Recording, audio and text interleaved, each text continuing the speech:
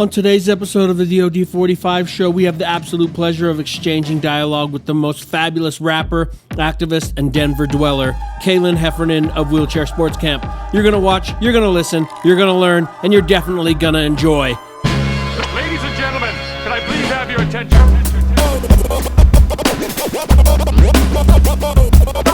Stop what you're doing and listen. DOD45. This is the DOD45 show, drawing over discussions 45 minutes with a special guest. Welcome. I'm your host and resident artist, Tai of Art by Tai, and with my co-host, Adrienne Taiwali'i, we're having conversations with people who I admire and am inspired by. On this episode, I'll set a 45-minute timer, put my pen to the paper, and we'll learn about our guest through an interview-style discussion. So stay right here with us to experience some laughs and maybe even learn a thing or two.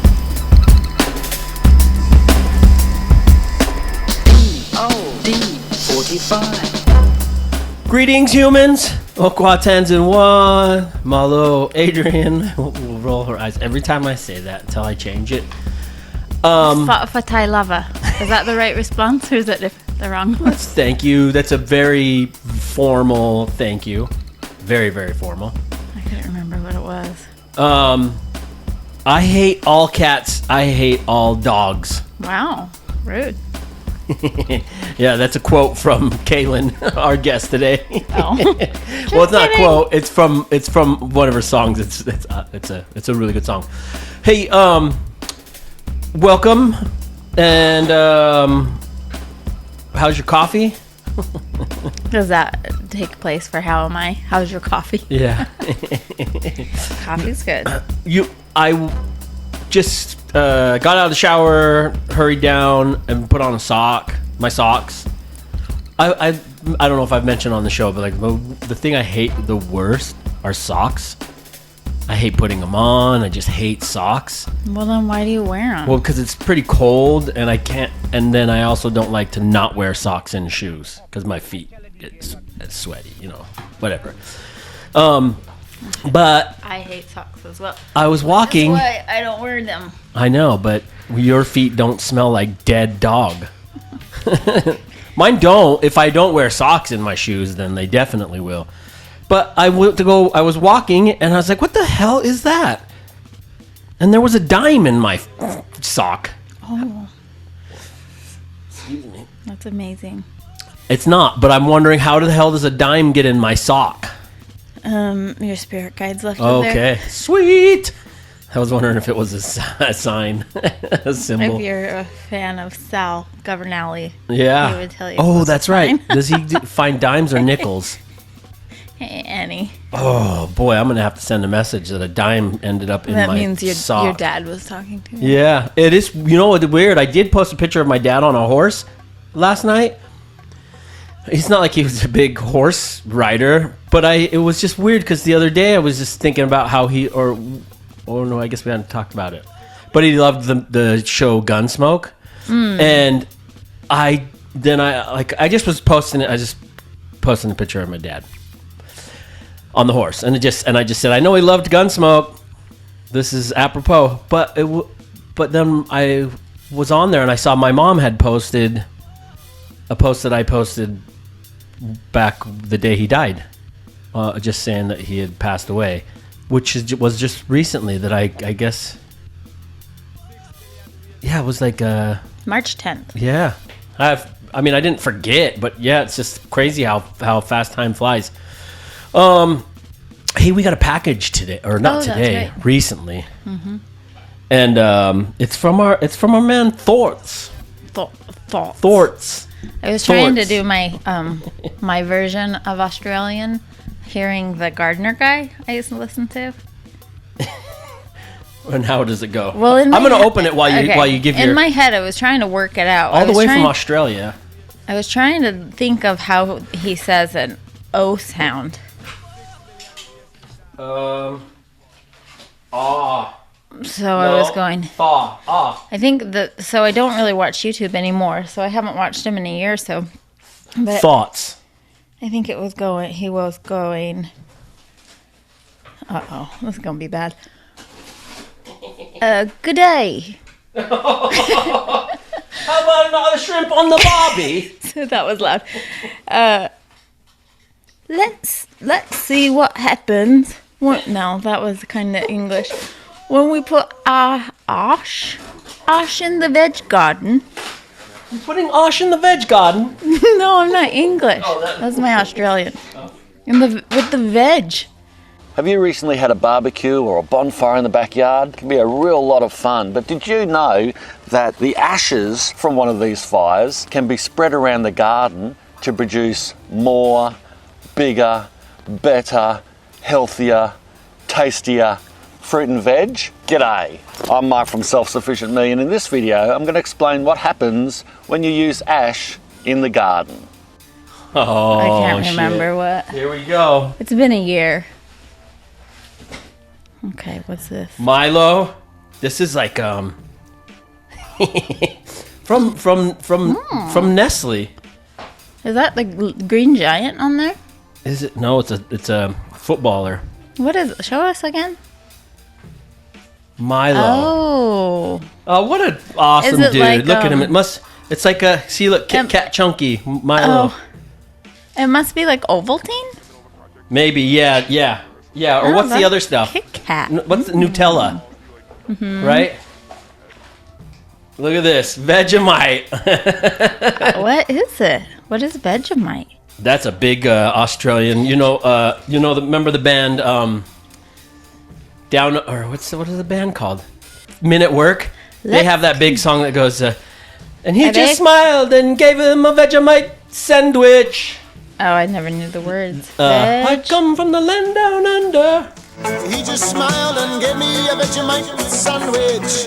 And he said, Look, how awesome.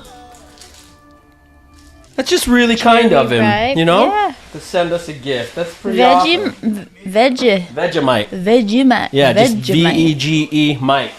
is a thick, dark brown Australian food spread. All made Australians from eat it. Leftover brewer's yeast They grow with up with various vegetables and it. spice Damn, he done additives. hooked us up. Look at this, cherry ripes. Ooh. Yeah, I know people who really just can't stomach the Vegemite. You should be laying this all over that drawing down there so we can see it. Oh, well, 'Cause I can't see it really. okay, then real quick on the graphics, Oh, there we I'll go. open up the graphics so you can see. Wow. Chunky. Chunky Monkey. That made the trip all the way from Are Australia. those crackers then? Well, these ones are, yeah. But Vegemite's like Vegemite and cheese. That's what it Oh, says. yeah. It's okay. It says Vegemite is a thick, so it's something that they use. But yeah, that So he makes sent sense. a picture. He sent me a picture of them. I'll share it. It's got the level of 1, 2, 3, 4, 5, 6. How much people put on. He says most Aussies will spread until on a piece of toast. Usually eat it with a piece of toast. But spread it on there like it's like a thick, until the toast looks black. Okay. Oh, that's fun. But speaking of Australia, yeah, our son is named after my cousin who lives in Australia. I haven't seen him in probably 30 years. But he lives in Australia. Anyway, look at this. Sully. Yeah. Something. My cousin Oh, that's Sully. Yeah. What a dope dude. Look, one for you. Oh, wow. Oh, I'm going to put How mine on. fun. Keep the talking so it's not I'm not. dead air. I have nothing to say. Oh, yeah. Oh, that's See, it's cute. not so easy, is it? What? You're the thinker. I'm just Yeah, I'm gonna rock my Thorts shirt on cool. Thanks. on today's episode. Thoughts. Put my ash in the I've never been garden. comfortable taking my shirt off, and here I am taking it off on the show. There you go. Vegetable garden. Vegetable garden My veg garden. with some Vegemite, and there's The Thorts. Vegemite. Thanks, Thorts. Thanks. Thoughts. Is that rude? That was nice. We just can't pronounce it. We're just idiots. Thoughts. Thanks, Thoughts. Thanks, thoughts. Thank you. Thanks, mate. Go and put another shrimp on the barbie. That's rude. Oh, is it? Oh, yeah. How do They don't call them shrimp. They're prawn. I know. Put a prawn on the barbie. What do they call in Samoa? What is the accent? Oh, you can do it. Just talk about going to church and you got it. You guys want to go to Okay. So your families go to church? Here you go. Let's go to the church. That's your grandma. Yeah, anyway. that's my grandma. I don't know how your grandpa. Church. I never heard your grandpa utter one thing. Let's go to. You guys want or what? Is it? It's kind of like a Hawaiian accent. You want some popcorn? Yeah. Yeah. Oh yeah, you're the best. Thank you so much for sending that. That was really cool of you. Very cool. And if you're watching or listening and you haven't seen the episode with thoughts, Looks good. I like yellow on you. I've said that a lot of times. I was gonna wear a yellow shirt today, but yeah, look at this. You don't need to now. I don't need to now. Thank you so much. I very much appreciate it. And yeah, I'm gonna go spread some Vegemite on toast. I've never actually had Vegemite. Well, those are Vegemite crackers. Oh. So you just have to try the cracker. Okay. It's already got the Vegemite on it. I thought that there was Flavored. some in that can. No, that's I think that's like a Ovaltine. Nourishing energy. Oh, that's what I need here. Let me. Oh see. yeah, no, yeah. He said, yeah. This is like you put it in a Like milk and like chocolate, yeah. like chocolate milk. Okay. Yeah, if you're listening to the audio Can you version of imagine this, Americans selling this size? no, the American size is like this huge, You get a single or a quadruple. supersized. Yeah, awesome. Well, if you were listening. Oh, look at this. I show this. This thing's up on my desk. For some reason, this thing really bothered you. But it was part of an episode with the cloaks. Everything bothers me. Don't you? Well, this one really bothered you. Well, yeah, that's just a waste of money. It's just funny though, isn't it? It's But it's not funny. funny. It is It's not funny funny. because it's funny because it made such a huge. It's funny that Media you blitz. paid $30 some odd I didn't dollars pay for $20 for a it. candle that's as big as your thumb. I've paid $20 for worse shit. Yeah, I know. You have a problem. Yeah, I have a problem making money spending it. I guess no, I never even said. So if you're only listening to the audio version, I'm holding up this candle That smells like Gwyneth Paltrow's vagina. It doesn't say this smells like Gwyneth Paltrow's vagina. It was designed. Well, do you have a vagina? So when the audio listeners are listening, it smells like your vagina? No, the candle is called "This Smells Like My Vagina," not Brought Gwyneth to Paltrow's. you by Goop. But it was part of her campaign. Yeah, I don't that like was just right there. That was funny. It only irritates me because I don't like wasting money. That's it. That was a waste of money. No, because it's memory.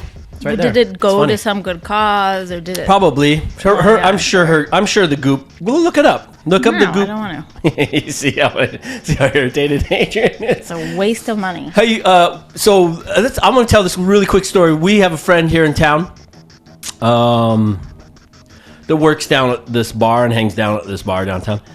The other night we went out and he was wearing this like really shiny iced out chain. Like it was gold, gold and diamonds and stuff. And it sticks out. It's a big, thick It chain. was almost as big as a dog choker collar. Yeah, it was massive. It's a massive iced out chain. And I was like, oh yeah, check you out, iced up. And he would mention to us that he used to never wear his chains. He would never wear it. And now that marijuana is legal in Missouri, he will wear his chains now. So he before it was legal, he would never wear it. Yeah, he said because it would get taken away. Yes, so it was just interesting. He's half black, half Mexican. I think the other two. Yeah. But it's just something you forget to think about. But his point was, he's a weed smoker. So the interesting part about that is, yes, if he were to get busted or if he got pulled over, if a cop searched him or something and found weed on him, they would. I'm not trying to be like, oh, it's a white privilege thing, but it's definitely brown. They, being brown. Well, shit. How do I say this without inserting? Anyway, he wouldn't wear it because if he were to get busted, they would confiscate his gold chains. They'd confiscate everything. Whereas, if the tables were turned, they probably would just give you a ticket if... Well, I guess I won't insert my opinion on it. I guess that was his point. That's interesting. Yeah. Yeah, you have to think differently when you're doing something that is currently illegal. Yeah. And then it's not. But now it's legal, and so now he can wear his chains. I don't know. I thought that was a really interesting thing. What do you think about this? Okay. I'm listening. Oh, did you have some stuff to go over? Well, just to mention just stuff about our guest, but yeah, go ahead. Okay, I just saw this morning that, I don't want to be like an advertising agency since this seems like all we ever talk about, but Spotify is releasing, they're updating to be more like TikTok. Okay, I don't know what that means. A visual platform. So when you're scrolling through your artist or something, you get like 10 seconds of video audio stuff. Mm-hmm. So the layout is not going to be the same. So it's like a social media platform? Yes. Where I say, this is like the one app that we have that I don't have screen time on for the kids because I'm good for them to listen all the time. Mm-hmm. And I don't like the idea of it going to TikTok style delivery system. So I didn't I'm even out. know that was happening. You're I'm out. Oh, well, go to Bandcamp. Yeah, somewhere. Seriously. We got to get out of Spotify. Yeah, So, go to Bandcamp. That's where all I've done. been listening to my music. That's weird that they're going to do that. Everyone has to jump on some sort of bandwagon, right? That's a thing. Yeah, they said they can't like follow your algorithms if you have 5 or 6 things on there that they're suggesting to you, so they don't know which one you like and which one you don't. So whichever one you hang on to for a couple seconds, they'll repeat it. Oh, and the ones more you algorithms? Yeah, the ones you pass by, they won't ever show it to you again. I hope this is one of those things that happens that everyone is against. Of course, remember Instagram matter. made a change and everyone was like, boycott Instagram or boycott, and nothing changes. Yeah, the one thing that I made some notes on, I read this whole article about it this morning, but I won't go through the whole thing. Here's a quote. You're basically incorporating this TikTok-like endless visual feed to replace the main tab of the app. That's nothing. I'd also mentioned that Spotify now has more than 500 million monthly listeners. Wow. They're making money. 500 million, and they have 18 people in corporate office that And they're make decisions. they're paying artists 15 pennies per. Yeah, and they have trillion, 18 corporate people, so Yep, and all those corporate people are getting paid millions. that's a lot. Yeah. Yeah, fuck them. Did you have more to go on that? I mean, I could go for a while, Yeah, but no, I'll it's stop. not. No, I'm just saying, time to move on from Yeah. there. That's it. I'm done. Okay, well, I will. I'll aggressively start going towards my Bandcamp. I do have it. I got a good collection on Bandcamp, so yeah, it's just gonna be a little more expensive than than my monthly on Spotify. Our guest today, Kalyn from Wheelchair Sports Pants. Heffernan? Can I say Heffernan? Yeah, Heffernan. Kalyn Heffernan. But then I said, what did I just say? Wheelchair Sports Pants. I was thinking SpongeBob SquarePants. Like the sports pants, the tearaways. I'm an idiot. Well, not because I can feel the times that she's going to be in the room soon, so I can feel that. I want to go through some an opportunity for you to hear some of the music in the intro. Mm-hmm. So, Wheelchair Sports Camp, Kalyn Heffernan. She's from Denver, Colorado. Her first time meeting our pal Mr. Dibbs. I'm pretty sure she puked on his shoes. But I think that we're going to hear about that today, so I'm not going to discuss any more about that. I mean, if there's anyone you could puke on, probably Dibbs would be the best. I know. He doesn't seem to have a bad stomach. Nope. I wonder if he would. There's this video of Dibbs out there where he's puking and then he like grabs a piece of the puke and eats it. It's horrendous. It's savage. It's so gross. But I wonder how he would feel about eating a piece out of someone else's puke. I wouldn't care. I don't know. I don't want to make judgments. Maybe he would. That seems a little much. He doesn't. Yeah. I don't know. Okay, so yeah, I've got this album here. That's their album, Wheelchair Sports Camp's album, Alice in Wonderland. It's a really good one. I really, really like it. Follow suit, follow suit. Follow suit, follow suit. Follow suit, follow suit. Follow suit, follow suit. Follow suit. Follow suit, follow suit. Follow suit, follow suit. Follow suit, follow suit. Follow suit, follow suit.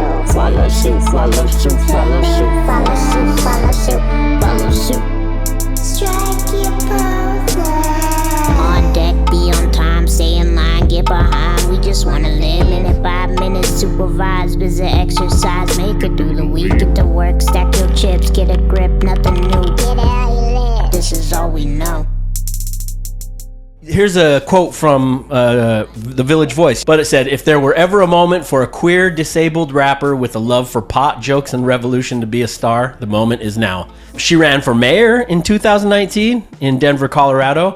Their song, Yes, I'm a Mess, the music video for that song, it's fantastic.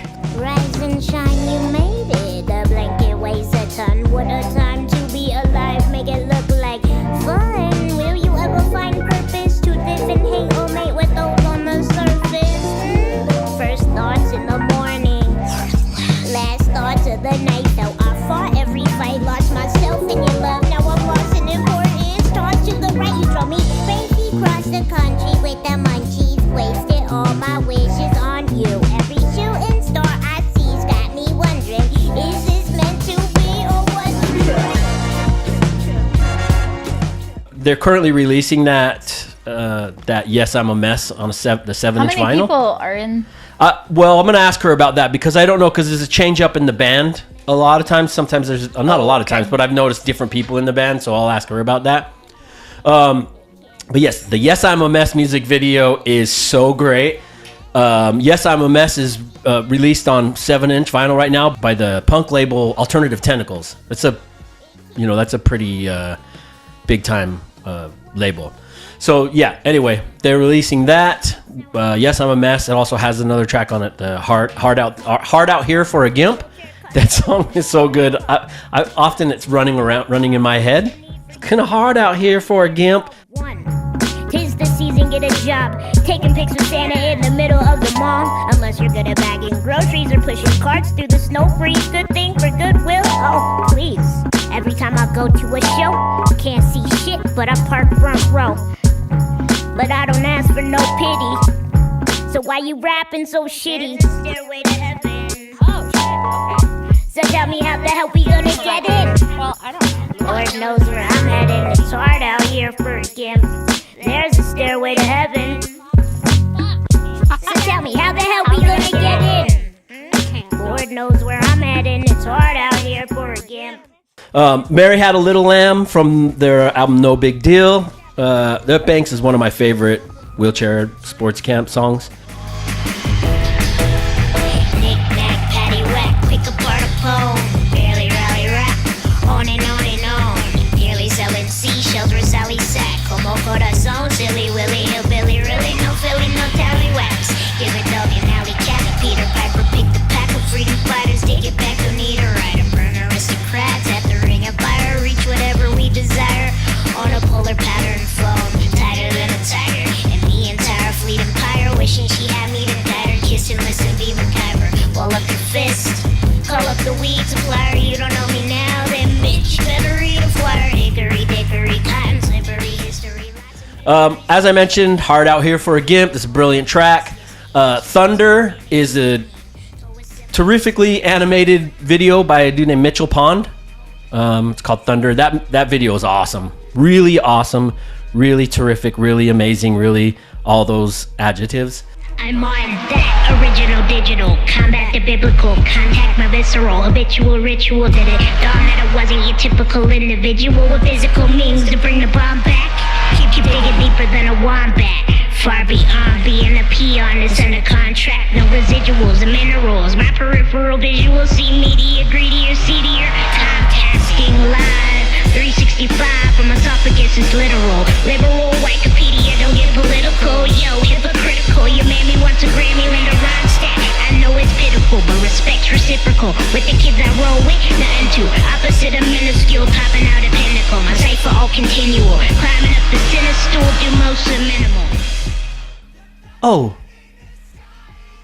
I learned this last night, and it rocked me. It blew my mind up. I loved it. I just learned. Oh shit! Are we good on time? Or is she here? She just popped in. Okay. The biggest problem with being focused mostly on my own artwork, but now has become the bonus of focusing on my actual work, is I don't know a whole lot of things that are happening with other people, other musicians, other artists, and all of that. But now that we're doing the show, I deep dive into people. So this happened in at the beginning of 2020. But one of my all-time favorite comedians, she did a collaboration with. My favorite British comedian, James Acaster. I fucking love that dude. He's the funniest. He's probably one of the funniest people I've ever seen. And he's got a 4-part series on Netflix that just will blow your head up. But anyway, they did a song with him on his debut album called Party Gator Purgatory. And he describes this group as DIY gorillas. It features people like Open Mike Eagle, our pal Yoni Wolf, and Wheelchair Sports Camp. So I could not find the song, so I'm looking forward to try to find it somewhere. Maybe and look hear in it. Canada, because I don't think he likes America. Who? James Acaster? He does. I tried to find you tickets to one of his live shows, and he was only performing in Canada and the UK. Yeah, and then anytime he's come, I've only seen that he's done New York stuff. So he's been on Seth Meyers' show. Okay. Anyway, I thought that to me was very exciting. I'm very excited to have her on the show.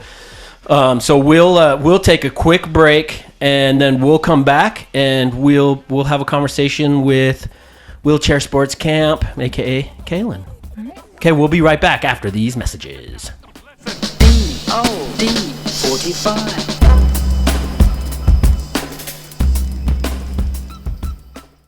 Hot sauce. We're real thrilled to have partnered with Hot Sauce for 3 simple reasons. Their hot sauce is delicious, the owner and creator David is a solid dude, and they collaborate with dope artists for their labels, including myself. Boom. Amplify your favorite foods with their award-winning flavors. Head over to hobsauces.com to get yourself some absolutely delicious artisan hot sauce. Hit it, Bobby. Have sauce, what you gonna do? What you gonna do? Put it on your food. Hot sauce. This is flyover country. No one's expecting much from us. In fact, no one's expecting anything at all. The coast probably think we're at Walmart right now. We're dealing on 5, by the way. Instead, here we are making plans. Big plans. Because in a city where people do so much with so little, what could happen if we gave them more? More beauty, connections, perspectives. This is your chance to be a part of something bigger than yourself. Something that's made of brick, concrete, and steel. But also for blood, sweat, and soul. Something that can only be possible in St. Louis. Because when no one's expecting much from you, you can do anything. Our city deserves something epic. Long live laborious. Check out our new partners, Brim of the World, aka Seek, Conquer, and Destroy, aka Aliens Built Earth. Show them some love and treat yourself right to a new wardrobe or some new headgear. And I'm not talking about braces headgear, I'm talking about hats. Check out all their gear and links at brimoftheworld.com. Hey, real quick, my friends, my art is available for purchase at artbytai.com. So if you like what you're seeing or you want to support the DOD45 show, the best way for you to do that is to pick up a print or an original at my website. If you're not quite ready to buy, but you still want to help out, leave us a review on Apple Podcasts, Spotify, or wherever else you stream from. And make sure you subscribe to my YouTube channel at Art by Tai and engage in the comments. That goes a long way. All right, enough already. Let's get back to the show. DOD45. Thanks for watching and listening to our sponsors. So we're back now with with our guest, and then I guess it's just waiting for the room to. Yo. Welcome to our show. Thanks for joining us. Yeah, thanks. Do you do your bill? Do you bend it? Like, how much time will you bend it? I do. I just did. Sometimes it loses it, so Yeah. I don't know. I love like this under font, and Yeah. can't see it. Especially I'm so tiny that everybody's looking down on me. So. Oh yeah, that's a good idea. That's how you can get people to to represent. Do you do the bend at the front of the bill, or is it from the whole? Yeah, just the front. Yeah. No, I love that's like a hat I used to wear when I was younger. I've got one of Scroobius Pip's that says Pip on the front of it, but it's a little too small. But I sometimes will have to store them, with the bill up. And, Oh yeah, like I'll put a clamp on it. that's smart. But yeah, that what do you call that? I don't know. It looks good though. Oh, thank you. Yeah. my punk rock trick. Yeah, I wish I was wearing mine. Can I switch mine out, Adrienne? That's up to you. I'm gonna switch my hat out. Okay, switch hats.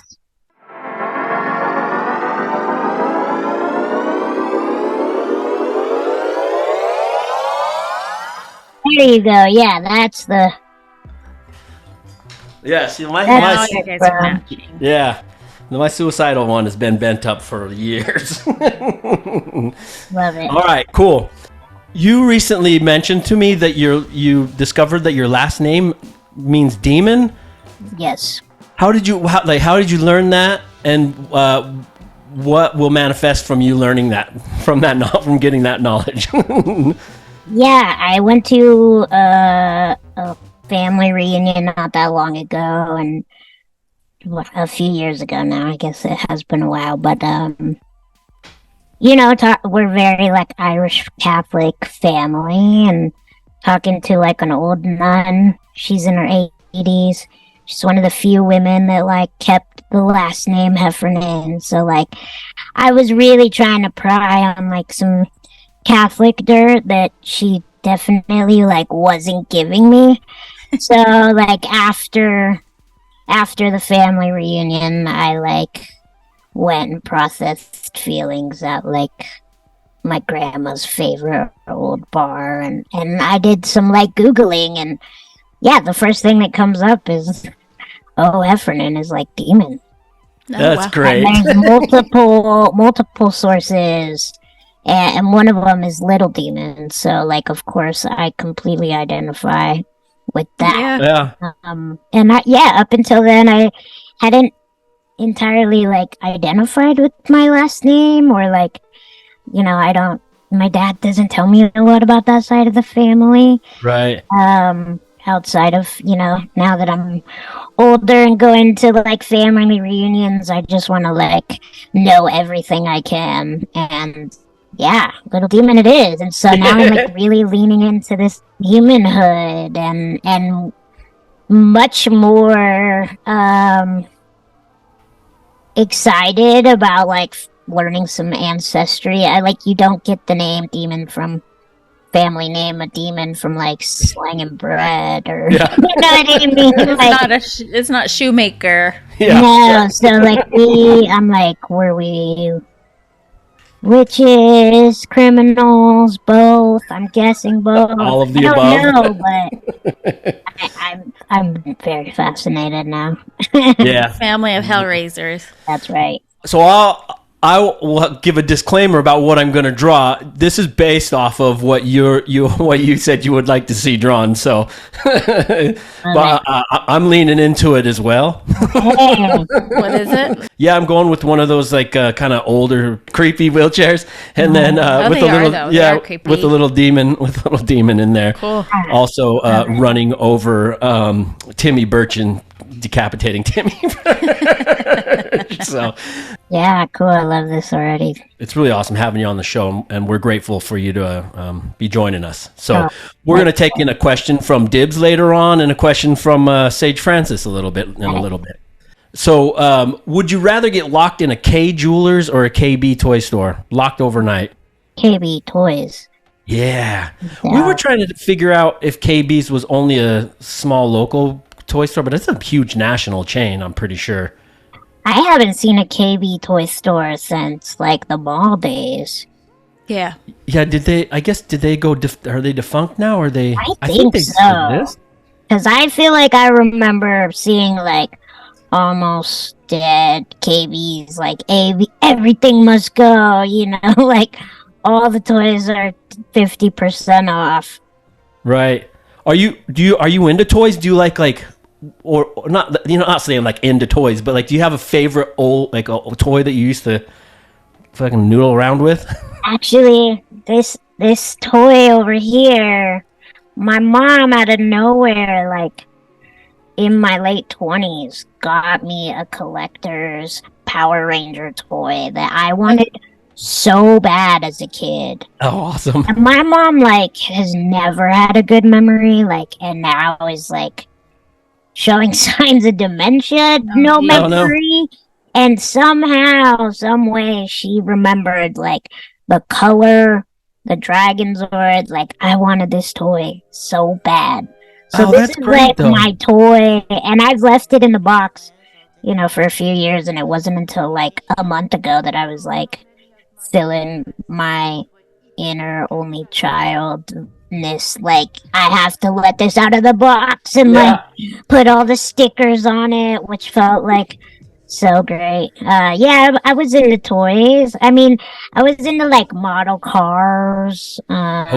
Yeah, I'd stay up like hella late and watch South Park on free TV and do model cars. Or like, oh, that's cool. You know, like toy art project. You know, like I love little things. I liked Micro Machines back in the day. Yeah. Polly Pocket, Mighty Max. Yeah, awesome. So yeah, of course you'd want to be locked in KB's toys. Yeah. So, by the way, KB went out in '99. Oh wow, that's a long time ago. God, no kidding. It seems like they still existed. K-pop or pop rock? Probably pop rock. I appreciate K-pop, but haven't really dug in. Is that something you think you will even really dig into? I don't know anything about it. I know my kids every once in a while will jam it, but. Yeah, I got a best friend that I make music with that's like writing some K-pop, so cool. I'm bound to fall into it at some point. Hey, here's one. Who would you rather make music with, Linda Ronstadt or Lin-Manuel Miranda? Ooh. I feel like just by default I have to go with Linda Ronstadt because I like mentioned her in a rap. Of like at the time she was like the chick with the most Grammys. Yeah, she's got like 12, I think, right? So yeah, just by I've jacked her name for a rhyme. So yeah, I gotta have it. Liberal Wikipedia, don't get political, yo, hypocritical. You made me want to Grammy Linda Ronstadt. I know it's pitiful, but respect's reciprocal. Well, and I really, I mean, I know of her mostly only from Blue Bayou. She's got a really terrific voice. I was coming up with questions yesterday, and I fell into a Linda Ronstadt hole yesterday, and when listened for about 3 hours to all Linda Ronstadt music. And that's not my typical kind of music that I would listen to, but yeah, she's got a really great voice, and I don't know. Well, cool, that's a good choice. Whose comedic sensibilities do you vibe with more, George Carlin or Jimmy Fallon? Oh, George Carlin. Yeah. Yeah. Magicians or comedians? Comedians. Yeah. Are you big at? Well, you know what? I just mentioned in the intro, it blew my head up. I just learned it yesterday that you did a collaboration with James Acaster. Like for me, that's like on the level of like doing a collaboration with Flight of the Conchords. Like that is a huge deal. I fucking love James Acaster. Hell yeah. How did that come about? And I wasn't hip to James Acaster actually until he hit me up, and and then he asked me to be on a project with like all these big names that I love, you know, Open Mike Eagle, Zini Rupinos, some cats from Deerhoof who I've played with before, and I was like, how the hell did you come up, like, how did you find Wheelchair Sports Camp in, like, Denver, Colorado? And it's like, well, he got really obsessed with the year 2016 as, like, the most defining year in music of the, I don't know, quarter century or something. Right. And so, like, he just got obsessive on music that came out in 2016, and it just so happened that No Big Deal finally dropped in 2016. So, like, as he was doing his research for, like, I think a book and, like, later a podcast, Wheelchair Sports Camp came up, and he was in, and yeah, it's been like such a dope collaboration. I did 2 tracks, and like the music is just like out there, jazzy, hip, noisy, like whoa. I just feel so grateful, so honored, and Is that that was in 2020, right? Yeah, so I haven't heard it. I didn't know where to. Like I said, I just found out yesterday. Is that like somewhere that you can get hands on it, or? I think the official release is in May. Oh, it's not even released yet. Oh, they did drop some singles, not one that I'm on. There's a second track, the one that, of course, I like more. That's not going to drop till an EP in some future. So. Yeah, the LP is coming soon in May, and then oh, that's there's so more great. to come. I've been a longtime fan of his. I love British panel shows, so I watch them all constantly. And James Acaster is probably one of the most brilliant minds I've ever heard speak, and he's just so witty and just so clever. So that to me, I like that blew me away. Yeah, my introduction is like doing Zooms and like talking music, and like even in those instances, I was just like, wow, like how do you know, like that's that universal stuff, and he knows Pip, and like that universe stuff where you're like could never imagine these connections, and here we are. Yeah, it's so great. Yeah, Did you realize he has like a bunch of albums? Yeah, he started bands since he was young, like since he was 12. He started all these crazy bands with like just him playing like buckets. Like he's done all yeah. Well, we won't do a show on James Acaster, but I think that's so dope. What's a more attractive flower, a rose or a dahlia? Rose. My middle name is Rose. Like, yeah. What's a better flower, indica or sativa? I'm more a hybrid guy, but I lean on the indica. Are there different iterations of Wheelchair Sports Camp as a band, or is it just routine, like the bandmates coming and goings? Because I'll see different people in the band or in videos and stuff. Yeah, it's definitely a ever-evolving, rotating door of collaborators, and, you know, like, touring changes up everything. Like, all the dope musicians I've been lucky to collaborate with, like, have their own things going on, and, you know, keeping a band relationship with a lot of, you know, it's like a polygamous relationship with like no sex, lots of babies. Yeah, you know, it's been like over a decade where it's all always shifting and tours, you know, makes more sense to travel light with fewer people when we're home and doing like big album releases, like the No Big Deal drop had maybe 12 people kind of in and out, like maybe not 12 the whole time, but you know, the bigger shows we play, obviously the bigger band I want to bring, and also like, you know, now that I'm getting older and like traveling more in my power chair, which is like this whole other debacle. It's always easier to do things fewer people. Yeah. So and I guess the power chair is probably it's like significantly harder to travel with, right?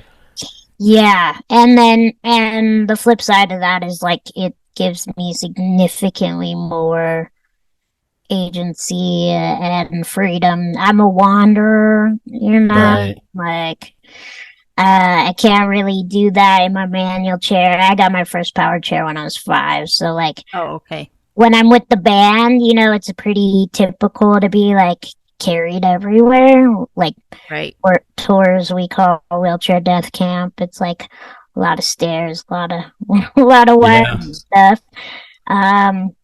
And yeah, I think actually like my relationship to that is like changing a lot of like my comforts and yeah, my autonomy within that. So Yeah. I'm just recently starting to travel more in my power chair. I got a boo in a wheelchair. So that's like, made things different too. Oh, a boo. That's right. Congratulations. You just Yeah, got married, thank right? you. Yeah, Oh. we had a wedding. We're more about like many weddings, no marriage. Yeah. Okay. Yeah. But you guys basically committed to each other. Yeah.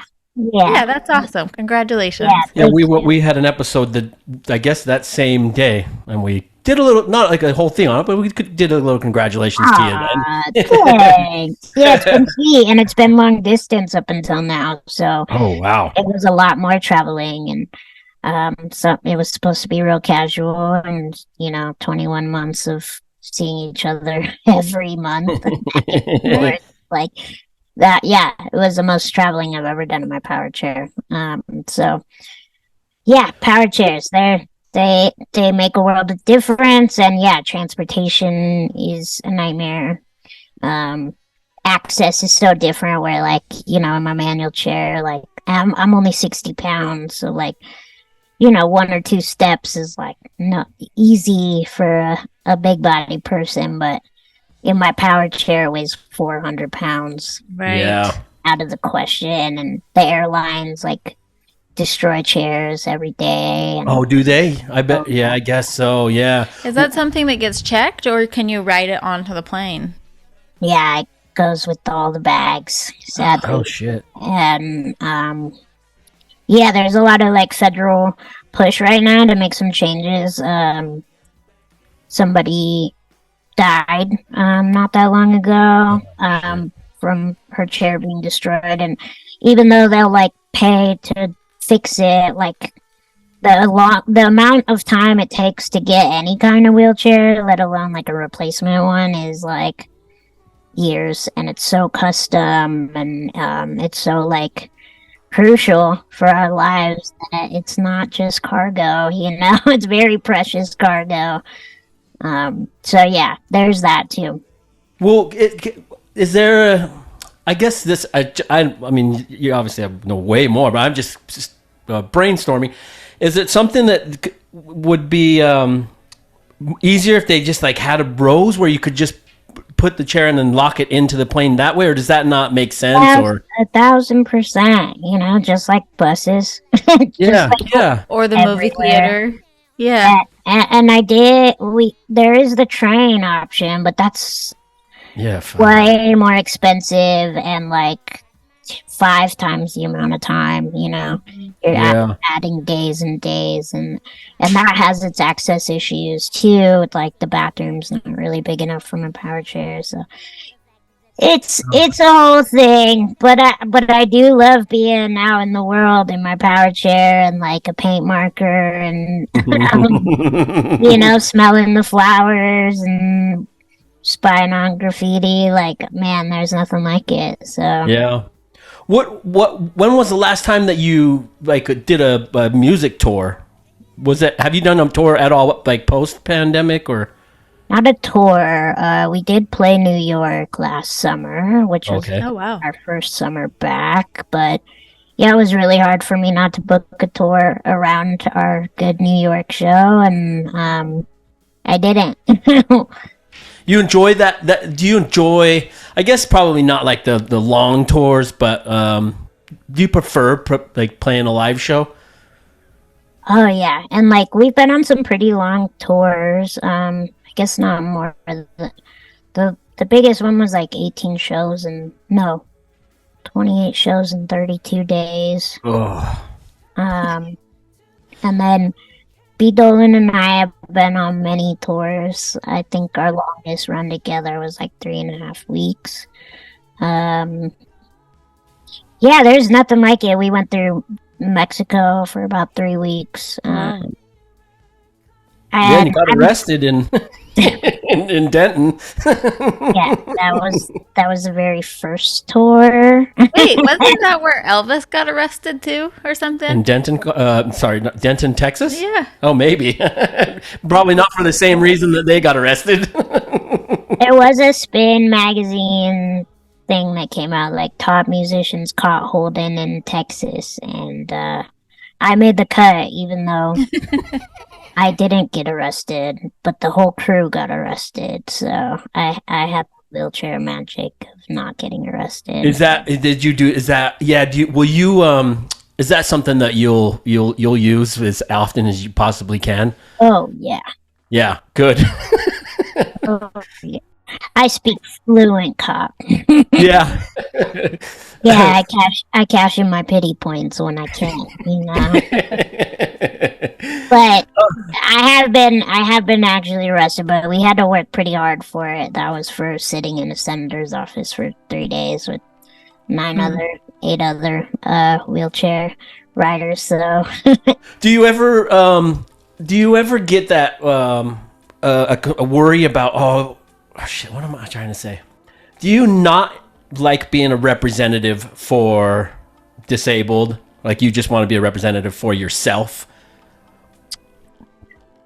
I think coming up in rap, yeah, and like having a lot of internalized ableism, I wasn't super comfortable being like, you know, boxed in.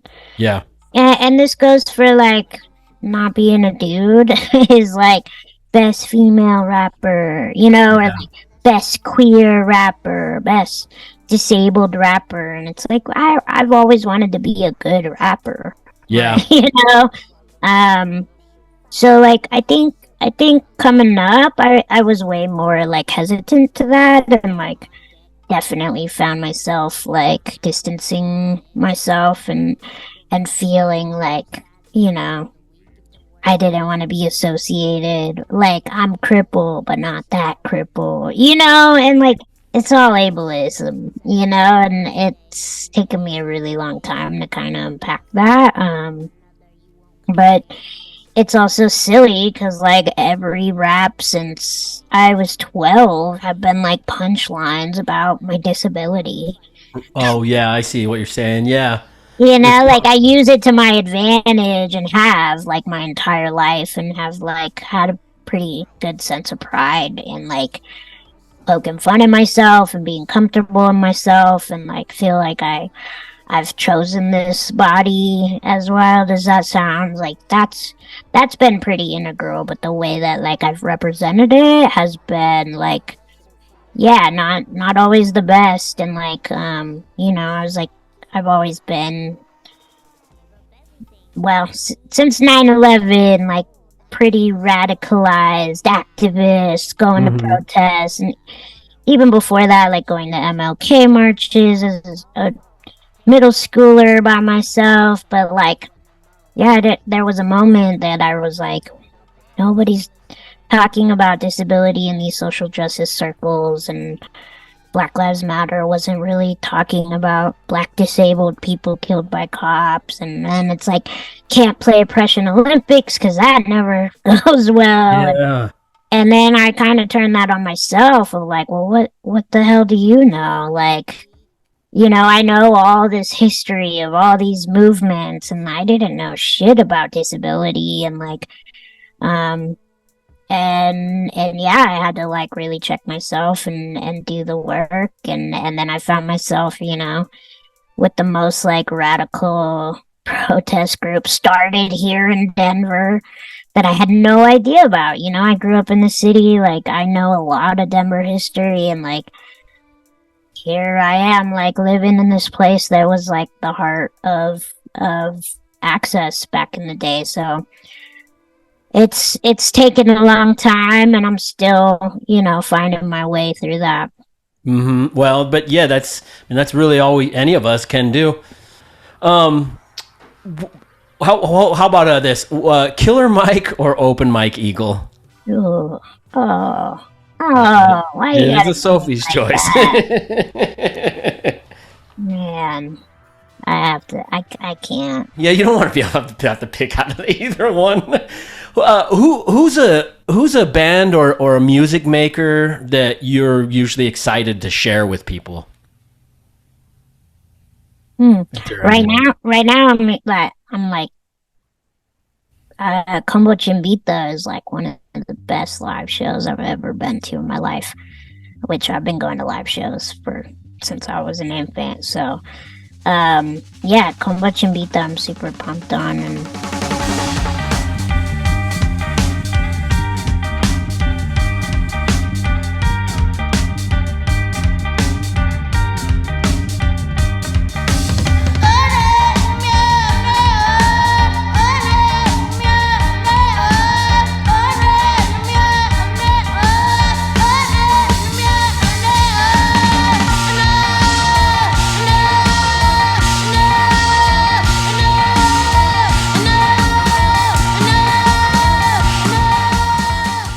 they're like psychedelic cumbia.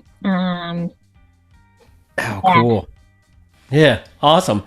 Do you have any bad habits that you'd like to kick but haven't yet? Yeah,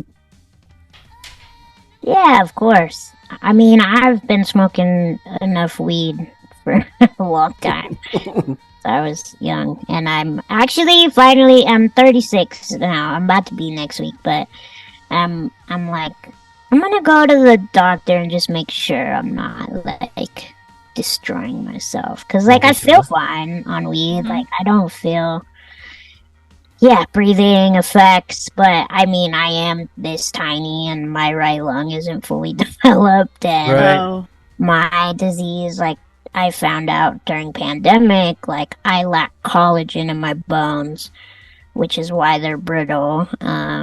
And it's the same collagen that's in your lungs. So it does affect respiratory. And I thought I was like, you know, the privileged one who doesn't have breathing problems like a lot of other people with my disability. But I'm like, So what did they say? I haven't. Oh, okay. I haven't gone yet. I am in the system to get an appointment. There are now other ways, right? Like gummies and putting it up your butt. And I find that very interesting that people are doing that, like putting alcohol up the butt. Like, I'm like, what? Can you just drink it? I always joke that I do want to try the weed suppository, but I haven't yet. What is it? Does it just make it? Is it supposed to just be way more? Well, I don't even know what are the benefits. What change? I mean, I saw it back in the day, like when medicinal weed was really like hitting Denver. Denver's a stoner town, and it always has been, like way before we legalized it. And I'm sure there's many benefits for people who can't like do orally.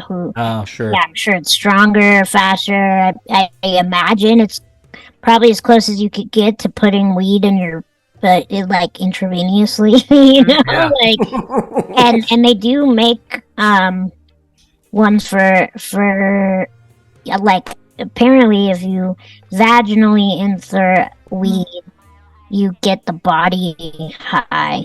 Oh. Which I have tried. But if you put it in your butt, you get the head high. Oh, interesting. Drinking's a bad habit that I definitely should have given up like a long time ago. But it's a hard one to kick. Ooh, yeah, and I got it on both sides of my family, and I definitely don't drink often, but I have been known to, like, when I do drink, that demon Irish in me just... Oh, it goes all the way. Do you like rapping over something way stripped down like that, or do you like having all the other additional sounds in a song when you're performing? Yeah, that's been the cool thing about, you know, playing with the band of like such great musicians for so long, is like they've really they really got me out of my comfort zones of like rapping to a beat, you know, that's so quantized. In fact, the one time that we really had to strip down, beats for me are kind of like this crutch, and they're so quantized, and they're so, you know, I pack in as many bars as I can for the BPM, so it's like 1 BPM faster or slower is like, you know, so noticeable for me. We were touring, and we got to Kansas City for a Day Trotter event, festival, and like almost to Kansas City, I realized my backpack wasn't on the back of my wheelchair. Oh no! Oh shit! It was on the back of this wheelchair, and I brought my manual chair. So I was like, oh my god. And they're like, well, good thing you have a band. And they're like good jazz improvers. So like, that was really an exciting moment in wheelchair sports camps, live stuff. And like Hard Out Here for a Gimp, they love to make me do it like just by myself, which, you know, like, I'm not a poet, like, so I'm not into like that idea, but it's been super successful, and I get it, you know, but it feels more vulnerable than it is.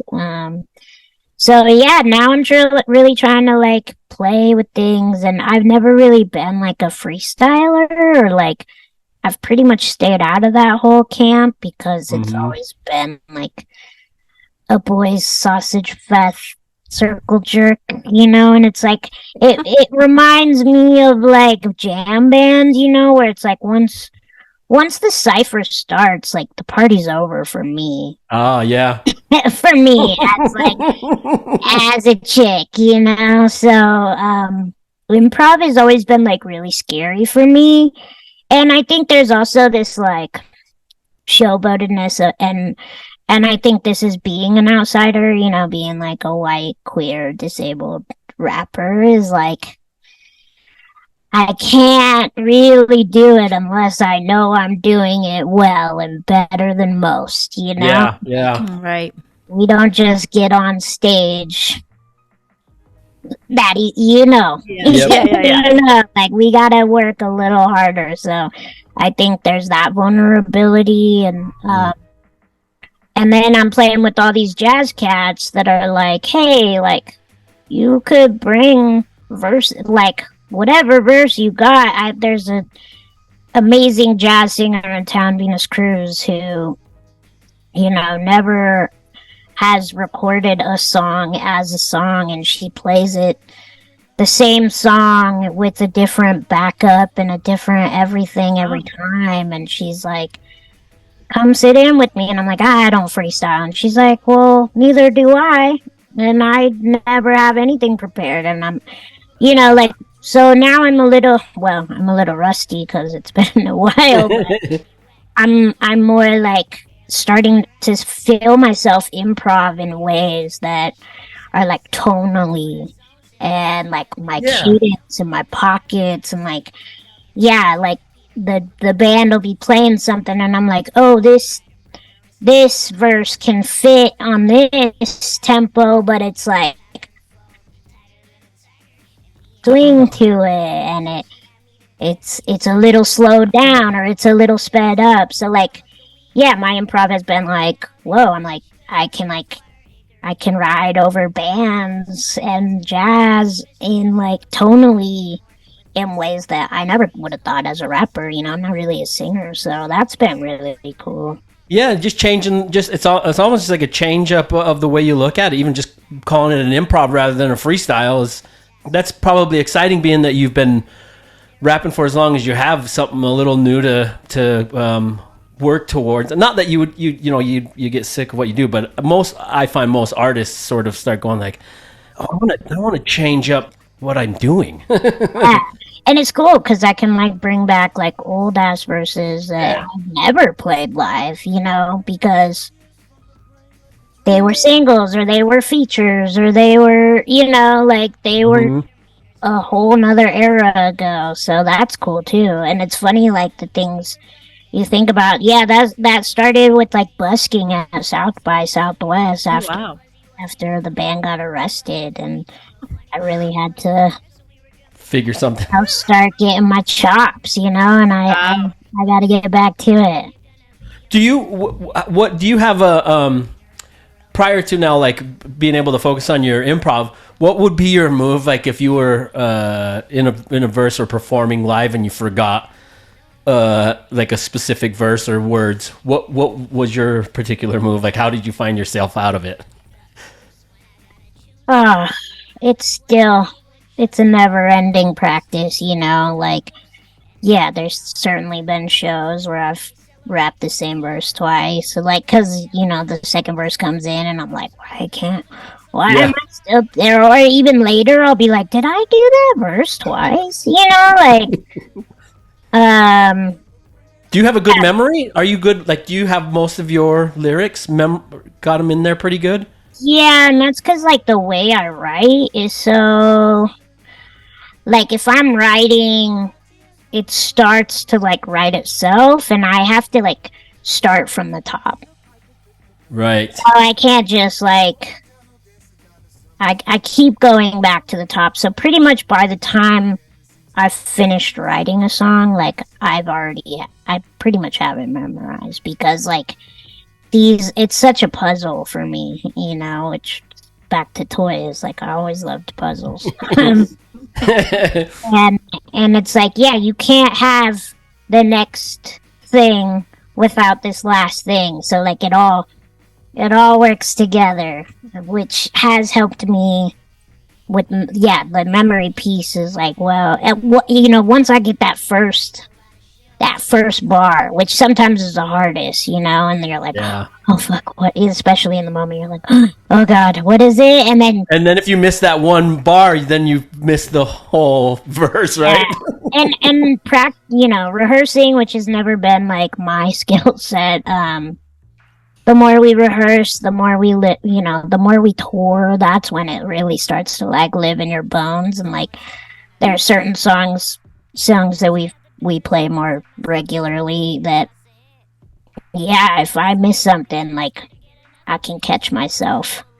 And when we're playing with beats, this is, the hard thing about the beats is, like, you can't really just, like, let it flow like you can with the band, So, like, if I miss the cue, or if anybody misses the cue, like, the beat is gonna still play as the beat plays.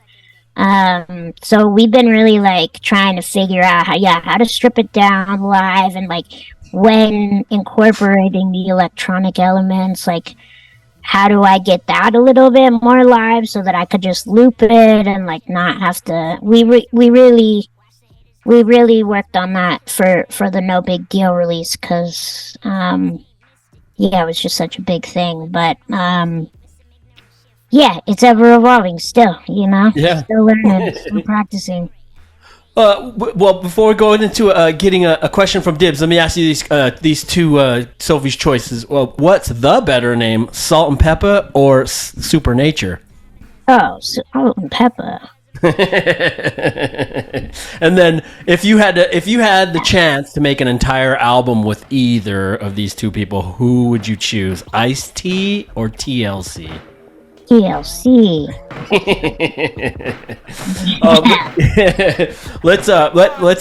Let's see what Dibs had to say. Give it up, Mr. Tibbs on the turntable. Listen to more of this.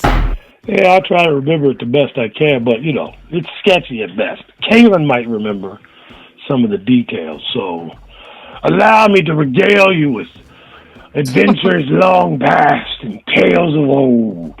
Kalyn. Me and One Below got booked for a tour in Colorado, and the cat that booked the tour was also the opening act and the driver. We'll call him the driver for this. So I can't remember if night one we were actually playing a show, if we just went to watch Wheelchair Sports Camp play and meet Kalyn. Regardless, met Kalyn, don't remember if we played or not, and then we're going to follow Kalyn back to wherever. So it's about 3 blocks away. So left, you'll be home. The driver, driving. First left, cool. Second left, cool. Third left, cops are behind us. He rolls the stop, gets pulled over. So when the cops approach on his side, he cracks the window. He does that fucking thing. He cracked the window, and he's like, I got this shit. Watch me. Cops lean in, and he's like, want to roll your window down? Nah, I ain't got to roll down shit. And I'm like, okay. So we have the tough guy with the cops, which is going to fuck everything up. You can just smell it. And by smell it, I mean the alcohol on his breath. So eventually the window comes down, and I get out of the car. You want to do the breathalyzer and all that shit. And he ends up being shit-can drunk. And I'm drunk, but I'm in the back seat. One Below's not drunk. He's in the passenger seat. So they're cuffing him, locking him up, asking if I can drive. No. Can One Below drive? Sure. We only got to go yay far, and that's it. So I'm getting in the front, and you can hear what can be described as, I don't know, kind of like a wet cat screeching in a tub of water down the street, and that's Kalyn's van. So I get out, and I'm looking, and I'm like, oh, shit. So whatever's going on, I'm going to go help her. I go down there and open the side door of the van. There she is, and I'm like, you all right? She's like, well, and I'm like, are you all right?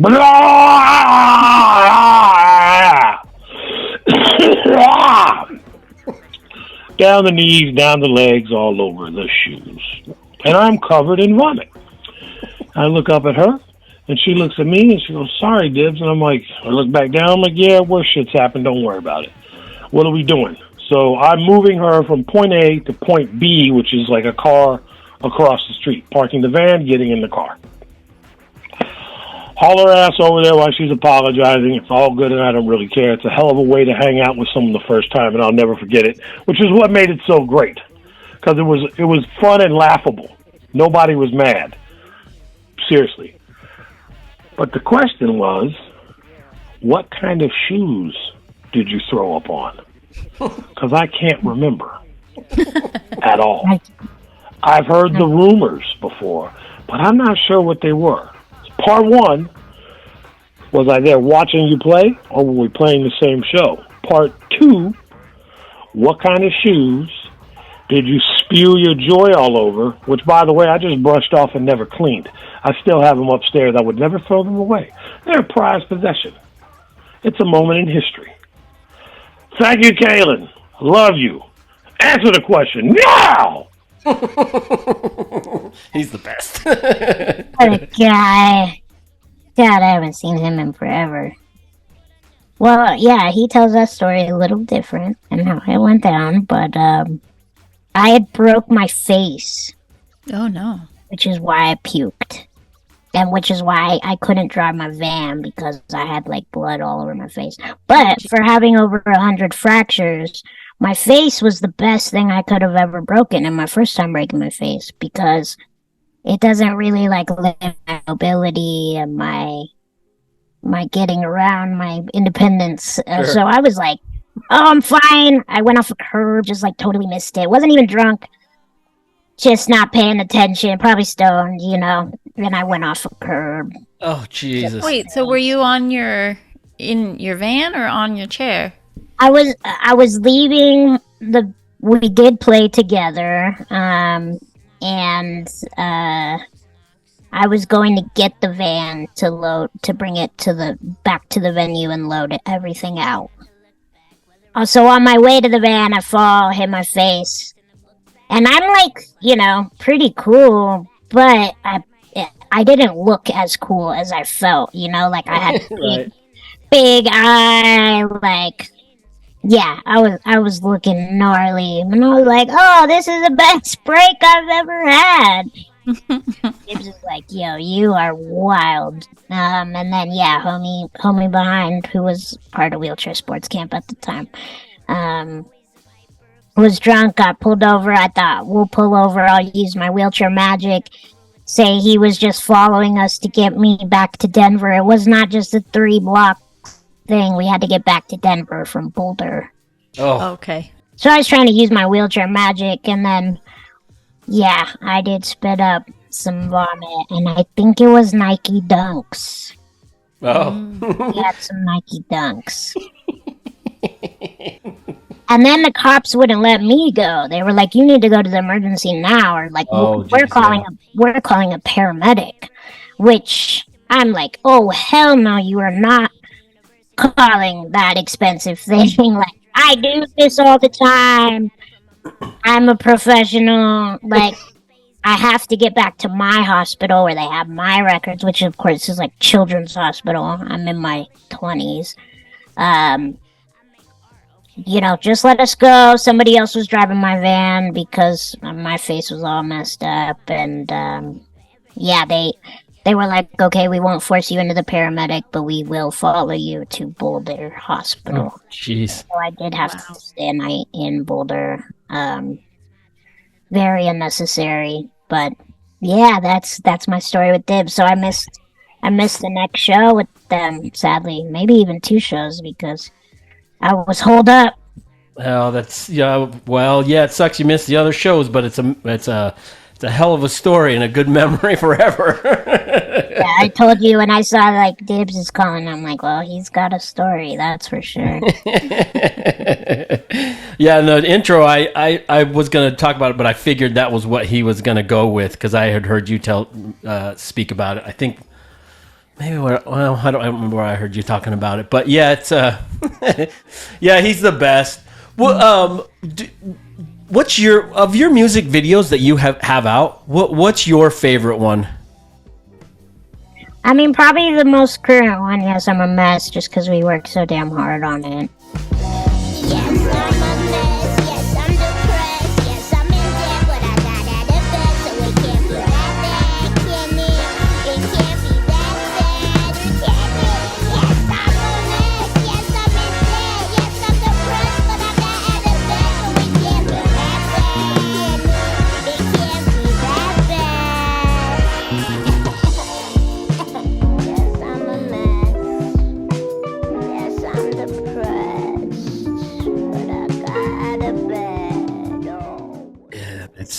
I hope every video from here on out just gets better and more favorite. There's some in the vault ready to go. Oh, awesome! I love them. That I don't know. I mentioned it in the intro, but the one that's animated. Oh yeah, Mantis. Yeah, that's so great. He's dope. He's a great beat maker too. That guy is brilliant all around, and he's illustrating in LA for some big shows now. So yeah, it's awesome. Shouts to Mantis. Well, this timer had gone off, so I'll give you we'll do the sage. Give you a couple of these little ones, and then we'll let you get out of here. I do have the useless fact thing. I found a useless fact. I guess it's not useless. I got to change that name, but it is a fact, a factoid. Maybe that's what I'll call them. So the factoid that I learned is according to a recent study that ranks countries around the globe based on wheelchair accessibility, Canada, UK, the US, Australia, and New Zealand top the list. And furthermore, the top 5 cities in America for wheelchair living are Seattle, Portland, Reno, Albuquerque, and can you guess the 5th? God, I would assume somewhere in the Bay, Berkeley. Denver. No, sir. That's according to this. Yeah, I want to know. I want to hear where this list came from. Yeah, I'll send you the link. Actually, where I saw it on. Yeah, I thought that was. When I saw Denver on there, I thought, oh, I wonder if. Kalyn's if she would claim those are all responsibility for pretty that. bike friendly cities. Do they allow wheelchairs in the bike lane? Oh, I don't know. I've never asked for the rules of bike lanes, but I definitely use a bike lane. Yeah, it seems like it would be an appropriate. They're really helpful, yeah, as a pedestrian. But if you if you're of the privileged disabled class that can drive, they make it pretty tough to get your lift out or like your ramp out because. Oh yeah. So, yeah, wow, that's interesting. I'm surprised that like places in California, which is kind of like a little ahead of us on disability rights, and then, yeah, Seattle's so hilly that I know. I wonder if they can't imagine that being the truth. I Portland should have noted the source has a on really cool disability community that really showed up hard for wheelchair sports camp, which is dope. So that doesn't maybe surprise me as much, but no East Coast towns, right? Yeah, no, Seattle, Portland, Reno, Albuquerque, and Denver. They were the top 5 cities. I wonder if for wheelchair Minneapolis would be. Yeah, I don't know. Yeah, because they got that whole. Yeah. It just seems like. But I mean, that just says Maybe. wheelchair living. So I don't know what. I don't know what the study is. I should have noted it. I usually do note where I got the source from. I love it though. Yeah. And Canada's interesting because they don't have federal protection. They don't have like an ADA. What city was that? Canada as a Canada country. So like each province decides like it's like more state led, which so like Vancouver, like that whatever province that is way more accessible than like Quebec, right? Or right. like I see. So yeah, that's interesting because Canada seems so much like more like a little bit more forward on health things, but they don't have a federal protection or like a federal law. Right, just per yeah, like you said. Yeah. Oh, that is interesting. What? Well, you know what? Before we let you get out of here, before we go to the Sage thing, let me do the. Yeah, I'm in no rush too, so don't. Okay. Not on my behalf. Well, let me throw an FMK at you. A fuck, marry, kill, or you can be fight, marry, kill. Okay. All right, here we go. Here are your 3: Erykah Badu, Raekwon, and Eminem. Okay, like fuck sexually, Erykah Badu. Consensually, of course. Yes. Yeah, fuck Eminem, marry Erykah Badu. Oh, that means I have to kill somebody? Yeah, well, yeah, or else That we means can. you'd be killing Raekwon. That does mean. The chef. Yeah, and then here comes all the Wu-Tang. Yeah, it seems fitting, like to have a kill threat for Raekwon, right? Yeah, I can do that. Like, I think that matches up. Yeah, that's the way you got to look at it, right? Yeah, that does. That does sound. Yeah, that does make sense. Yeah, marry Erykah Badu is the highlight of that reel. Let's hear what Sage did. Sage did his social media lurk. Let's hear what he had to say.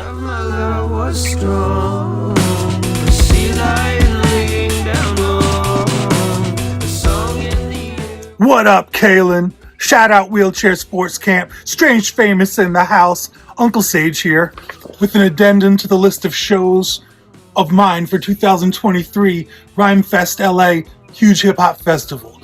The next day, Berkeley, California, at a legendary venue, Gilman Street. Providence, Rhode Island, on 4/21. The day after you do that. And then we go to Denver, Colorado for Strange Famous Fest. Wheelchair Sports Camp will be there. And I hope we get to do a song together, at least one. We have something we did in the past I'd love to recreate. I just added Portland, Maine at Sun Tiki Studios. Never played there. But, June 30th, I was already going to be in that area and they hit me up, so it all worked out. It's just like how the stars aligned. Muddy Roots Festival in Tennessee on September 3rd. StrangeFamous.com. Listen, Kalyn, a few years ago, I think it was 2018, maybe 19, you deleted a lot of your earlier tweets, unless Twitter's just giving me a hard time. But you said, someone jacked my ground cherries from my garden, which are my favorite. My mom is throwing a fit, screaming, they're gonna die in hell, you know that, right? You don't steal from the handicapped, motherfuckers!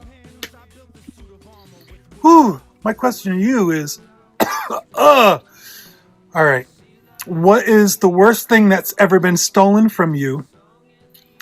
And what's the best thing you ever stole? Strange famous. Okay, what's that? I love it. There you go. I haven't deleted any tweets ever. Maybe once, but yeah, I hate when my garden gets jacked, even though it's like a community garden and I want to feed everybody. There's nothing like worse than like waiting for your ground cherries to ripen and then or waiting for, you know, the hatch chili to like get as big as it can, and I don't want to pick it prematurely because I want it to be big, and then I go back the next day and it's gone. That's definitely the worst thing that's been stolen. Is that a case of like someone actually like legitimately like actively stealing it, or they like mistaked it was theirs and took it, or is... They're totally... I mean, yeah, we got a lot of hungry people over here, so sure. Like, it's not... Yeah, I'm not gonna call the police on them for sure. Right. But it's still obnoxious. Yeah, and we got like a free farm stand every week, so like there is free produce. But like those are my babies, you know? Yeah. I've never even heard of ground cherries. Yo, try a ground cherry if you ever get the chance. They're like in the tomatillo family, and they're like these tiny tomatoes that are so tiny they taste unlike anything you've ever had. My favorite thing is like, try this, and I didn't even know about them either. My cousin put me on, so my favorite thing to grow. I'm looking at them. I'm like, are those not tomatillos? No. Yeah, they look good. Okay, I'll have to plant And some. they go wild, like they're pretty easy. Where are y'all? We're in Missouri part-time and Salt Lake City, but I'll plant them here in Missouri. But are they like tomatillos where you have to have 2 plants? No, I've only had one, but they are like, you know, tomatoes where they'll go everywhere. Okay. So like I plant them like in the corner of my bed so that they can like hang over. Okay. And then I guess we'll let you get to Sage's question is what's the favorite thing I ever sold? Yeah. Ooh. Hard question. I've probably stolen more than I've been stolen from. So. I mean, I should probably credit like all the samples I've stolen, but oh yeah. I live in the public domain, so probably groceries. Yeah. Let me ask you let me finish out with this. Do you have a favorite politician, a favorite rapper, a favorite commercial, a favorite country singer, or a favorite child star? One of each, or either one, yeah. Or if you have any of those, or I mean, my favorite child star, like, well, me being a child, but they were really young. They were late teenagers. Was TLC, you know? Oh yeah. On the TLC tip was definitely a big turning point for me as a 5-year-old. Salt and pepper was very necessary too. I was 6, but they weren't as young. But yeah, TLC was like 19 when they were they not about 19 when that first album came out? I think so. I actually got to record in the studio that they recorded that at, so I got a little insider of how they were just like they got picked up as teenagers at a like roller skating rink. Yeah, that's so they dope. Probably got picked up around like 17-ish. And then, by the time the record came out, they might have been 20 by the time, but I think they were like 18, 19. Wow. Yeah. Do you go to like a roller skate rink? Like, do they allow can you take the wheelchairs on the rinks and stuff? Yeah. We have a cute, a queer roller skates are like, and they're throwing pop-up parties all the time in cities. It was definitely something I did as a kid, when it was cool, and I actually prefer like going to an ice rink and watching people fall. They fall hard. There's like nothing better for me, especially being like a little brittle kid, like to watch people fall. Especially because like majority of the time they don't get hurt, you know? Yeah. And it's like, I don't know. That's my Carmen of just like watching able-bodied people like fall. Well, I will invite you next time I go ice skating, and you'll 'cause have a blast. You will, because Adrienne falls a lot. I cannot do it. It's so much fun for me.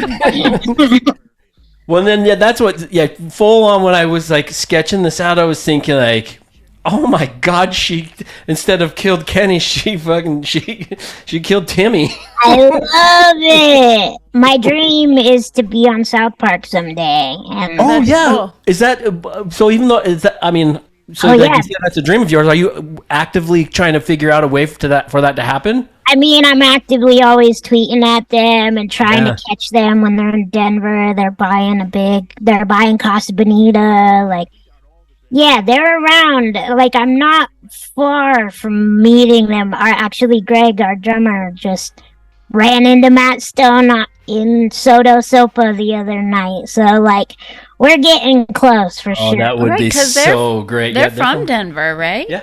Well, yeah, I don't know about Denver proper, but like they went to school in Boulder. South Park is a tiny town in Colorado. Like a lot of the episodes, yeah, they're the hometown heroes for me, and like they have a unique sense of comedy that is equally offensive and I think poignant. Like, you know, they're not just like offending everyone just for to me. Like they're still like, you know, white dudes of privilege, but like for me they always have like some kind of wrap around, or like it's like that comedy like Sacha Baron Cohen does of like exposing the obnoxiousness satirically and also realistically of how fucked up everything is.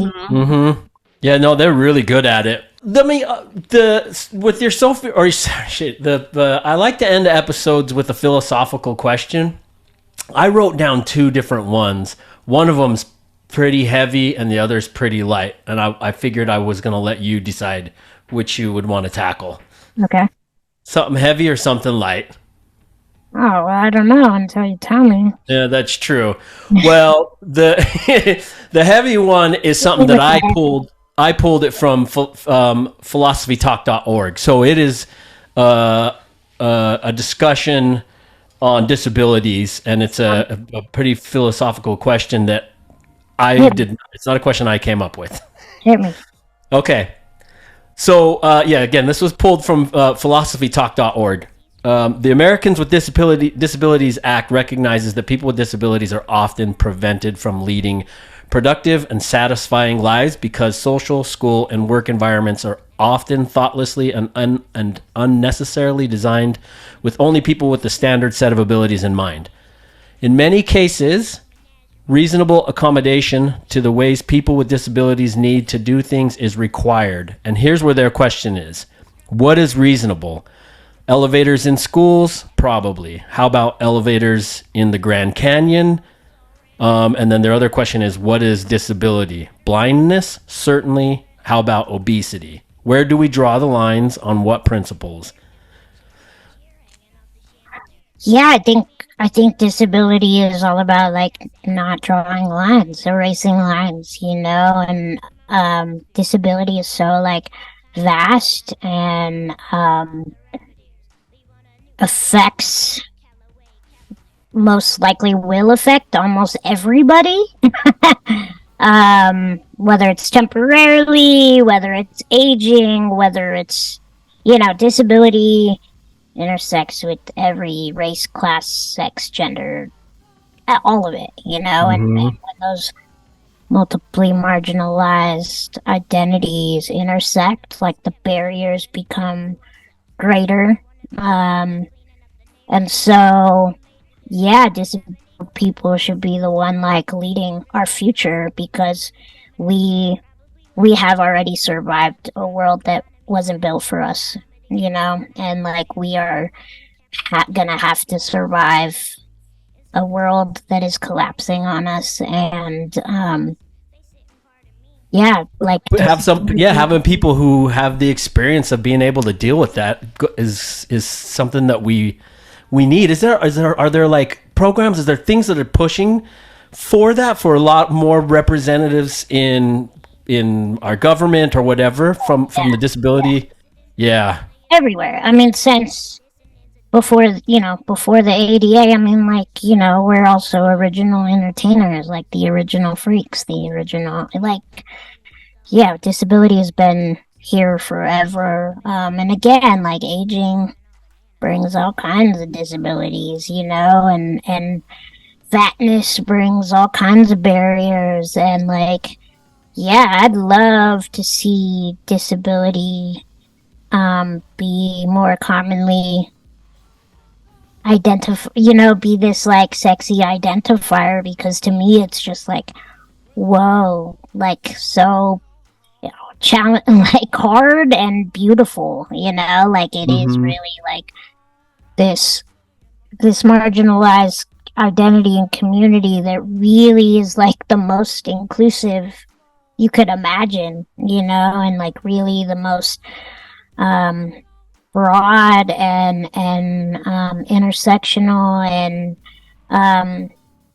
when things work, I don't think anything's not reasonable, at least to bring up, it's not easy. Access isn't easy in a world that hasn't ever prioritized access, but as with anything, disability or not, like the more options we have to like access this world, the more successful we can be at achieving like everything, so like, hell yeah, I would love if there was an elevator at the Grand Canyon, right?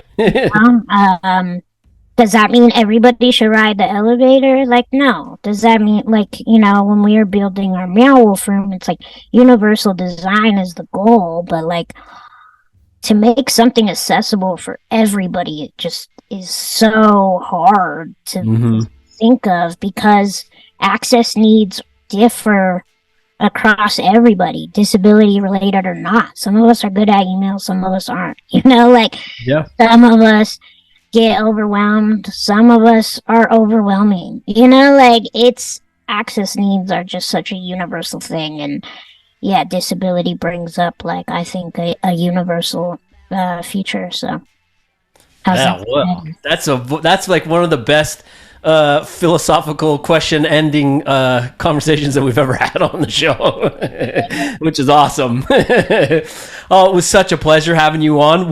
How any new music coming up? Also, what's the best way for people to stay informed with what you're up to? And then any final words for the people?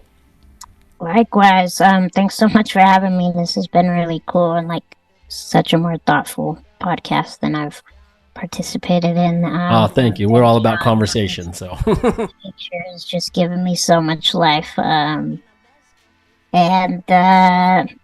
stuff coming in, like Alternative Tentacles is dropping a 7-inch featuring Yes I'm a Mess on side A, which is our first physical release of that single, as well as Hard Out Here for a Gimp, which is now like an old song, and it's so cool to like see it go into this new audience and this new era. So that's out online now. It drops in stores tomorrow. And there's a shirt that's dope from Girl Mob. She's a dope graffiti artist from Oakland. And the website, wheelchairsportscamp.co, is probably like the easiest place to get all the info, any merch. I just pressed some old long sleeves for Hard Out Here for a Gimp. It's like got a Stairway to Heaven. They're sexy and they went really fast. So got some new merch, some new drip. You're first to hear that we recorded a visual album for our Alice in Wonderland soundtrack that we recorded and produced for. A visual? Wait, you said you were kind of your screen was kind of was digitizing out. What was that? What were you saying about? That's it. Yeah, we're gonna do a visual album for that. So music videos for the whole story. That was a theater production. We did 19 shows. I was the Cheshire Cat head. And you know, it doesn't live on the internet now. So like, I really wanted to, and as you've seen with our videos, like videos are important to us, and like, you know, Beyonce changes the game with Lemonade, and now one video isn't good enough. You gotta have a whole album of videos. and this Alice in Wonderland soundtrack was so unique in that, like, it's nothing really like Wheelchair Sports Camp's prior stuff. A single doesn't make sense because it's Wonderland and it's all over the place. So, like, I really wanted it to be, you know, a front to back story, and that's the way the record was written and as for a theater show. So there's videos in the you know, they're done, they're in the can, they're in the edit publish phase. No dates yet, but that's coming. And yeah, that big show here in Denver with Sage Francis, it's a Strange Fame family reunion / festival, our first ever fest. That's gonna be so great.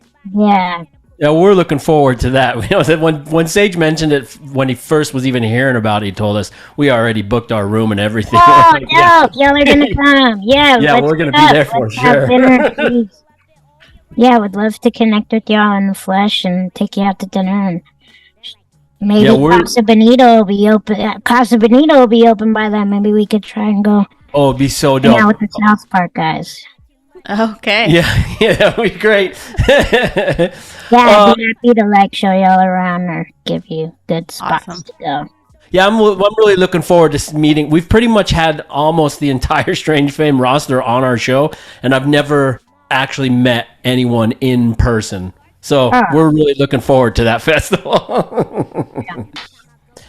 Well, thank you so much. Is there any other final, any final words you want to say or anything? Or you? Nah, I feel good. I think we knocked it out pretty good. This has been such a pleasure to get a voicemail from Dibs and Sage is so fun and cool. So thanks. Yeah. Well, thank you, and I thank you for giving me the opportunity to do this drawing for you. I'll get it looking real sweet, and I'll get it sent out to you. Looks so sweet. Oh man, I can't wait. Thank you so much. Yeah, it was such a pleasure having you on. Have a great rest of your day today. Hell yeah, thank you both. Yeah, we'll see you in June. Bye. Peace. Always been the one who wouldn't keep quiet. Had a lot of fun, but couldn't be violent. Learned how to listen, understood and rewind it. Landed a position, look what I did. Feeling good and excited. Great. Just great. That was just, if you've never heard, if you're someone that's watching our show or listening to our show, and you've never heard of Wheelchair Sports Camp, that is a surprise to me. But if you haven't, just go deep dive and it's quite an honor to be to have Kalyn on our show, and the successes that she's experienced and that band has experienced, and the opportunities that they've been involved in. That whole thing about her talking about being a character on South Park, that's something that is quite legitimately can happen. Yeah, it really should. It really should happen. Yeah, especially I wanted to ask her, but I know we were, the time was, kind of running out. But I know you don't watch it very often, or have you ever really watched a full episode of South Park? Yeah, I used to watch it back when it first kind of came out, and then we had it on in a hotel room fairly recently, within the last year. Yeah, and I was surprised by the fact that I was laughing. Oh yeah, at a cartoon again. Yeah, funny. But it's on point. She's right. It's perfectly offensive and poignant at the same time. But they go where people don't go. And yeah, they do. Yeah, they get away with it. And so in this drawing, this character Timmy Birch, he's the character in the wheelchair. He's the geez. Yeah, he's the That's why that is why I gave the disclaimer at the Yeah. first. Like, this was the kind of a concept that she wanted. So Well, he's just a cartoon. it's just a cartoon, I know, but it's not. It's definitely, you know me. I'm like, oh shoot, I don't know, but I'm gonna go for it. I'm glad that she. I was happy. It's a fun concept to me. Yeah. But yeah, no, it's just I just really enjoyed the conversation. Well, because it's always the whole point. Well, I'm not going to do one of those diatribe things. It is just cool to have a conversation with somebody with a what's the a different perspective. a perspective, yeah, a perspective that we can learn from. I'm often want to learn some more, but yeah, it was cool. And when I was talking about the philosophical question, it was definitely a heavier question that I was like, well, I don't want to go heavy, but I mean, not that I not want to go heavy, but I don't want to like come up with come out with a question if someone's not wanting to, like, oh, I don't want to cover that. But yeah, I really enjoyed that. That was a lot of fun. I hope everybody out there enjoyed it. Do you have any comments about anything or No, I'm really looking forward to these ground cherries she was telling us about. Yeah, I was thinking, when I hear the word cherries, I immediately think of sweet cherries. That's what I was thinking, and so I Googled it when she was saying it, and it's like a tomatillo plant, but it's like cherry tomatoes. I don't know, you probably wouldn't know, but tomatillos come in this kind of a paper shell wrapping, and then you take that off, and then the fruit's inside. So it's like that, but with a cherry tomato looking fruit. Huh. Yeah, well, are you gonna try to grow those, or you're just gonna look into I'll just grow them. This album, once again, is really, really, really good. All their music is really, really, really, really good. It's like no bullshit, but that's the best part. And I really appreciated when she was talking about, like, I don't want to be like the like a label in front of the rapper. I just want to be a rapper. I know. And I didn't want to go into like, oh, well, I have a similarity thing, but like anything. I don't want to be a Samoan artist. Like, I don't even want to be an artist. No, I get it. I get what she's saying. Yeah, for sure. She has to be all these other things before she can just be the rapper. Or just be her. Yeah. That comes with, it's like a loaded. Yeah, it was a great conversation, and we'll just leave it at that. Our next guest is, this is out of order, I think. No, it is. Us. Well, and I always want to show my appreciation. Like, how many times can I thank her for being on? It's enough, right? It's just the way I am. I'm always like, oh, thank you. Thanks for spending your time with us. So our next guest on the show is Barfly of Old Dominion. And hopefully you'll enjoy it. And I hope you enjoyed this one. Check us out at artbytie.com and DOD45.com. From all of us here, I'd like to wish you happy drawing, happy conversing, and thanks for conspiring with us. Peace.